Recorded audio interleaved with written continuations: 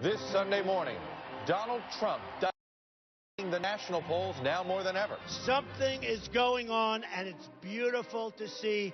But no one has ever won without paying more attention to early states like Iowa.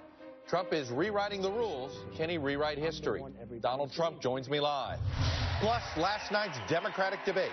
Secretary Clinton is too much into regime change and a little bit too aggressive without knowing what the unintended consequences might be. Did Bernie Sanders pass the commander-in-chief test?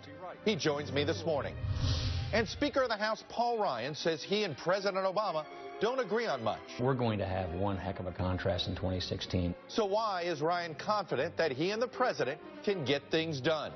My exclusive end-of-the-year sit-down with the Speaker.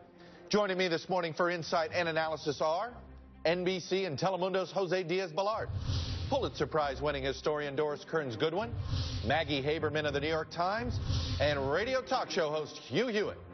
Welcome to Sunday. It's Meet the Press. From NBC News in Washington, this is Meet the Press with Chuck Todd. I think everybody right now except Mr. Bush. Donald Trump, I have to leave it there. Have a Merry Christmas, Happy New Year. I look forward to a face-to-face right after the first Merry year. Christmas, Happy New Year to everybody. And you got it. Stay safe. It's been an interesting time. Yes, Thank you very has, sir. much, Jeff. Thank you. Hugh Hewitt, what do you think? I thought he was consistent with what he said on Tuesday night. I like the fact that he took it right to Hillary Clinton at the beginning. This is what Republican candidates need to do. They need to point out the fact she made up another video last night. She left Libya in chaos. So I think Donald Trump showed the Republicans how to take the campaign to Hillary Clinton, and he did it very effectively. He has been caught in Iowa, and I think that will change the campaign, but he did a very nice job right now.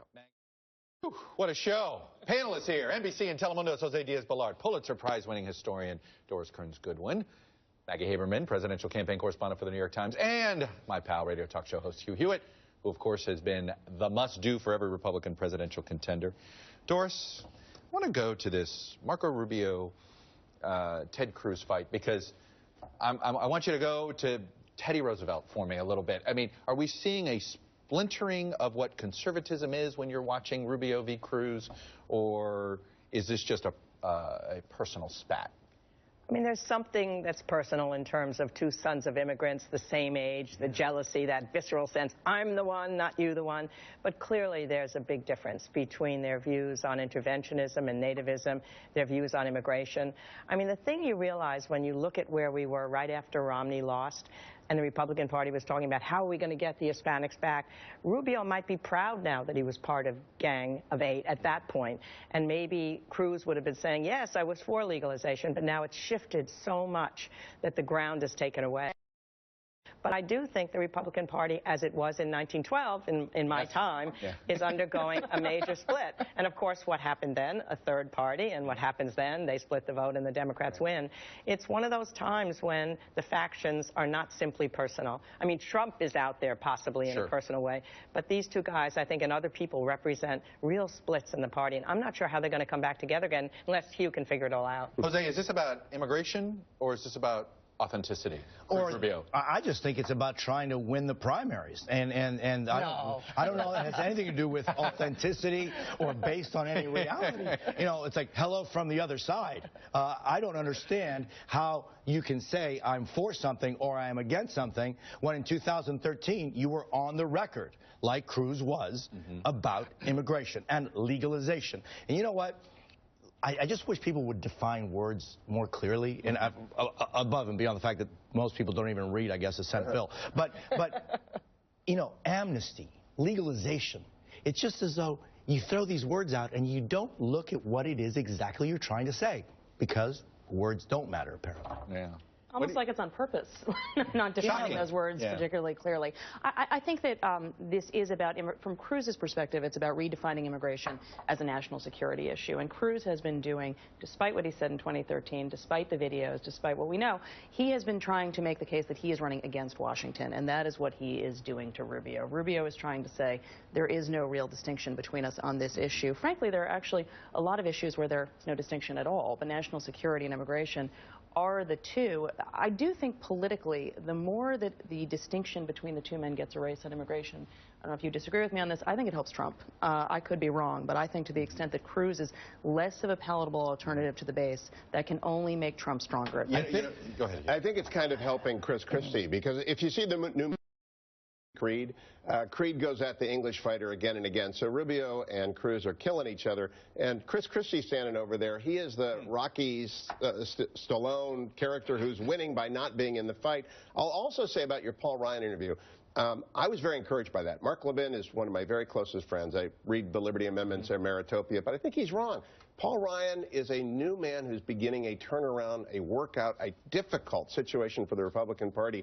And like Cruz and Rubio, young, energetic, full of ideas. Yeah. So this fight can go on a long time. We're winning. Let me throw something out here, though, about what's going on here with Trump and then Cruz and Rubio.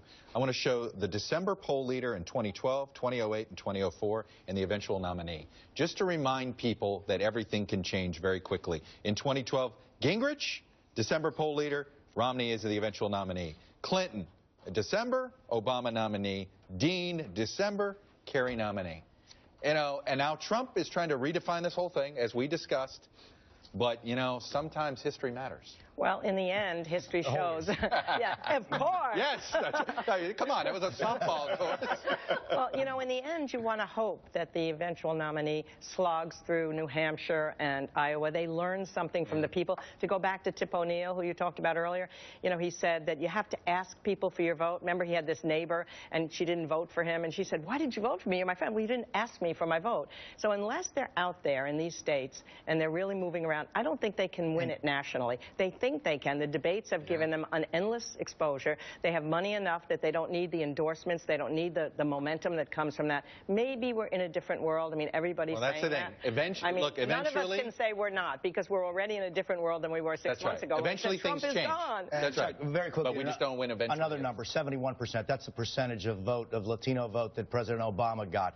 The Republicans, after that election, did a mea culpa and said, let's talk about immigration in a respectful way. And now, what are we talking about? We're talking about the only issue on immigration that we're hearing in the Republicans is build the wall, self-deportation, which I've heard before, and the solution is never to have anything to do with the 11 million people. But, Jose, in the debate last night, words matter. In the debate last night, Mrs. Clinton embraced Libya and said, we got ISIS where we want them to be. It's a national security election. The Republicans had a great debate, and they're coming together. I clapped when Donald Trump said he's going to stay in the Republican Party.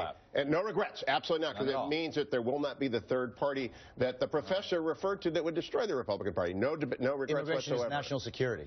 It is, but I want to talk about the fact that Hillary embraced Libya last night. That's a volcano of terrorism and refugees. She owned it. She date-stamped it last night. And John Podesta stood by that video. Good weekend for the Republicans. Good week for the Republicans. And here's what goes into Hugh, very quickly. Let me ask you, though, but let me ask you this. When do Republicans say to themselves, our two leading candidates can't beat Hillary Clinton? Because the polls show that Donald Trump and Ted Cruz are the two weakest of the top candidates against Hillary Clinton. I don't think they have to after last night. I do believe the news of the morning is John Podesta doubling down on the video. This is the second time that Hillary has created a video narrative that is a lie. And that will become the story through the Christmas dinner debate. So I think Trump can beat her. I think Ted Cruz can beat her. Chris Christie can crush her. I think Marco Rubio can crush her. You think Donald Trump can beat Hillary Clinton? You know, she has a 60% Did you hear his percentage? Untrustworthy number. And guess But a 60% untrustworthy number. And Donald Trump, I believe, has the same number. 71% Obama, and in Spanish, 71% in case there's... yeah, that's massive, and you know what? It may be more. I was just going to say, I'm thinking 80. Maybe 80. I am thinking 80 if you're not careful. Well, you know, you can take the boy out of Miami. You can't take the Miami out of the boy. Sounds like Telemundo. All right, let me have it. Let's lighten it up here before we get to Feliz Navidad. It's just 5 days, and that's all I got, right? I have a little bit more. It is just 5 days until Christmas, and rumor has it, if you ask Santa for Adele tickets, you're probably going to be waiting for a long time. Yes. For her, that U.S. tour was sold out within an hour, leaving many fans unable to say hello to their favorite chanteuse. So, someone like you, as well as the presidential candidates, may not be seeing Adele next year, but while I've been doing these long sit-downs with the contenders and the very serious interviews you've seen here in Meet the Press, we've had some fun for Facebook. We've been asking them what their first concert was. And wait till you see some of these answers. It is hilarious. Watch. Boy, the first concert was probably a country concert, although I'm not a big country music fan. I went to a Pete Seeger concert a very long ago. I mean, I like it, but I'm more of a Linkin Park kind of guy. When I was in junior high, I went to Men at Work in concert. First concert I remember going to was the Beatles a long time ago, and they were terrific. James Brown, 1966. Say it loud, I'm black and I'm proud. Oh. Drop the mic. I know. Right? Drop the, look at you. He's speechless. No one's got, I got nothing. You got nothing? You got nothing? The Beatles, though. That's as cool as you That can is get. good. Quick. First concert? Oh, I dreamed of being at a concert with Elvis. Yeah. I never got there, but gyrating on the stage, I dreamed it 20 times. There. Santana, 1971. Wow. Nice. That's a cool Bob one. Dylan, 1976, with Joe Baez and Joni Mitchell. Two cool ones. And Madonna, 1990s. Oh, nice. Do I have to admit mine? Yeah. All right. I worked concessions at Neil Diamond. All right. That's all I'm going to say. I worked concessions. The first concert I paid for was Living Colour and Rolling Stones.